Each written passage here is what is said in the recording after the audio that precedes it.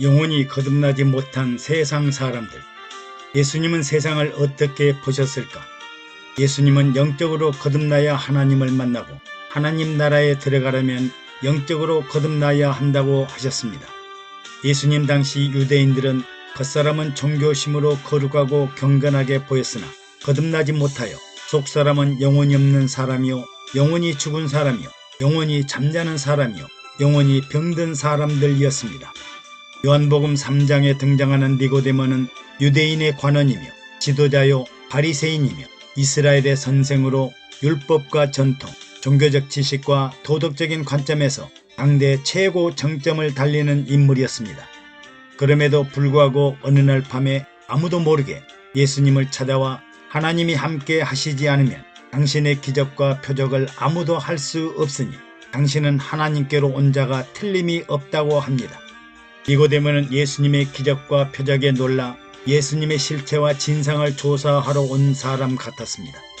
예수님은 니고데모에게 사람이 거듭나지 않으면 하나님의 나라를 볼 수 없고 하나님 나라에 들어가지 못하고 또 믿음도 없는 사람이요 하늘에 올라가지도 못하고 영생도 얻지 못한다고 말씀하셨습니다.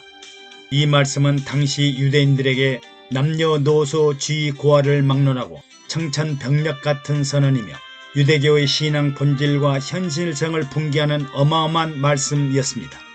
니고데모는 자신의 신앙 경륜에 비추어 하나님을 가장 잘 안다고 생각했는데 이 말씀대로 하면 하나님도 모르고 하나님 나라도 모르고 영과 육이 무엇인지 세상 일과 하나님의 일도 모르고 믿음도 없고 영생도 얻지 못하는 아주 깜깜한 먹통처럼 살고 있으며 어리석고 미련하여 빈 깡통 빈 수레처럼 살고 있음을 느꼈을 것입니다.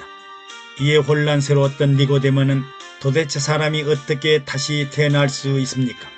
나는 나이가 들었고 또 어머님은 이미 사망하셨는데 어떻게 모태에 들어가 다시 태어날 수 있습니까?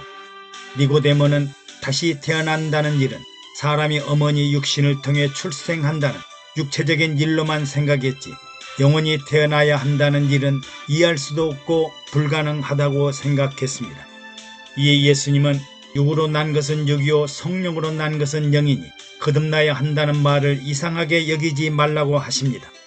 영으로 거듭나는 현상은 육체가 모태에 들어갔다가 다시 태어난 것이 아니라 성령이 육체 안에 바람처럼 역사하신다는 의미입니다. 바람은 소리를 들을 수 있으나 형체가 없어 어디서 와서 어디로 가는지 알 수 없는 것처럼 성령으로 거듭나는 영은 바람과 같은 성령이 육체 안에 다시 태어난다고 설명하셨습니다. 거듭난다는 의미는 육체가 모태에서 다시 태어난 것이 아니라 성령이 육체 안에 영으로 태어나야 한다고 말씀하셨습니다.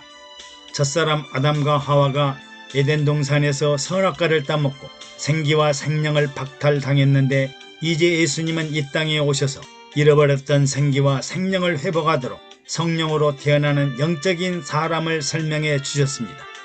그러면 왜 사람이 물과 성령으로 거듭나야 할까요? 이는 해도 되고 안 해도 되는 일이 아니라 절대적이고 필수적인 의무사항이요 책임사항이요 강권적인 강제사항으로 하나님 나라 천국 입국의 선결 조건입니다. 사람이 물과 성령으로 나지 아니하면 하나님 나라에 들어갈 수 없느니라. 거듭나지 못하면 하나님 나라에 들어갈 자격이 아예 없습니다. 왜냐하면 하나님 나라 천국은 육체로 들어가는 곳이 아니라 육체의 주인인 영혼, 성령으로 거듭난 영혼이 들어가는 곳이기 때문입니다. 물과 성령으로 거듭난다는 물 세례와 성령 세례는 어떤 의미일까요? 물은 말씀을 의미하며 물 세례는 물로 세례를 받는 단순한 일로 생각하지만 사도 바울은 예수 그리스도의 십자가와 부활과 관련하여 세례의 명확한 의미를 설명했습니다. 우리는 그의 죽음과 합하여 세례를 받은 줄 알지 못하느뇨.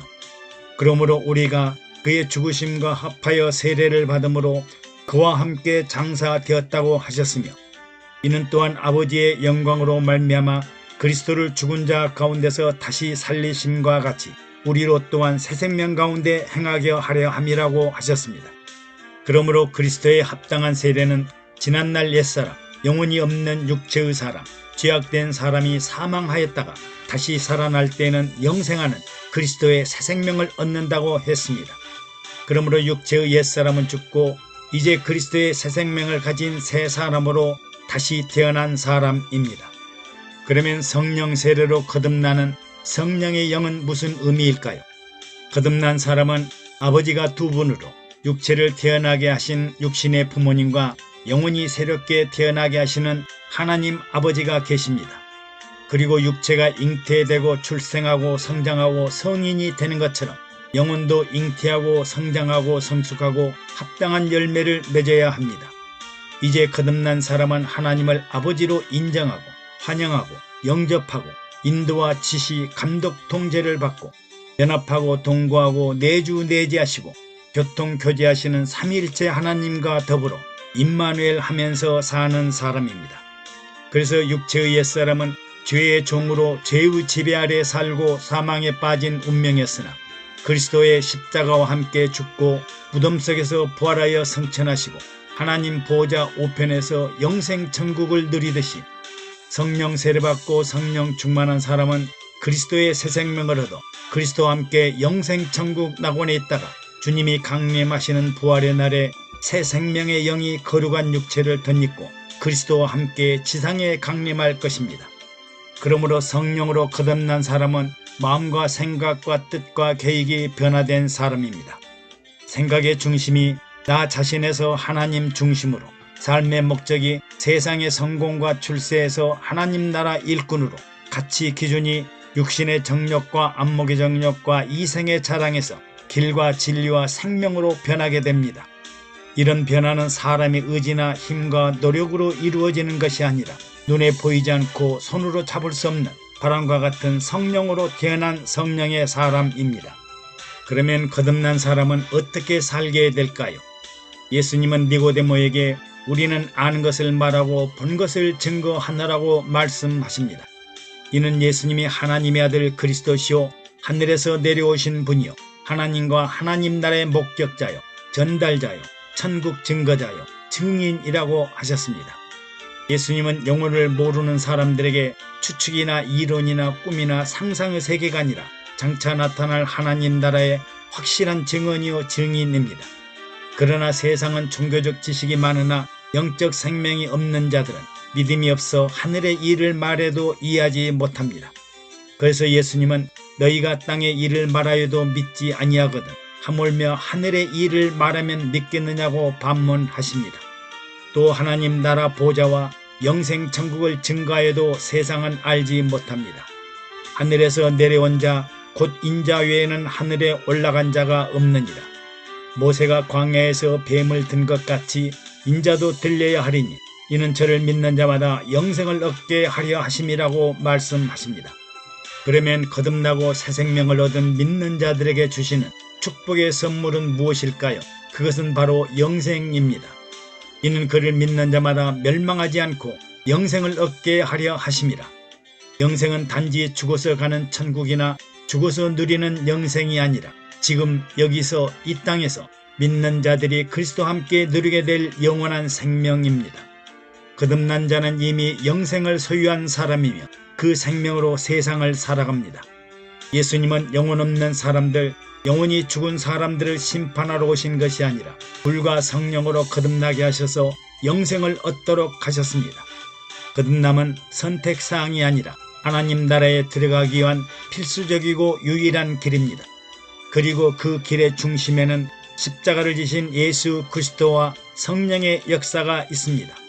사람이 물과 성령으로 거듭나지 않으면 하나님 나라에 들어갈 수 없느니라. 이 말씀은 옛날이나 오늘이나 미래에도 여전히 하나님 나라 지도자들과 교회와 성도들에게 주어지는 사명이요 약속입니다. 애청해 주셔서 감사합니다. 샬롬.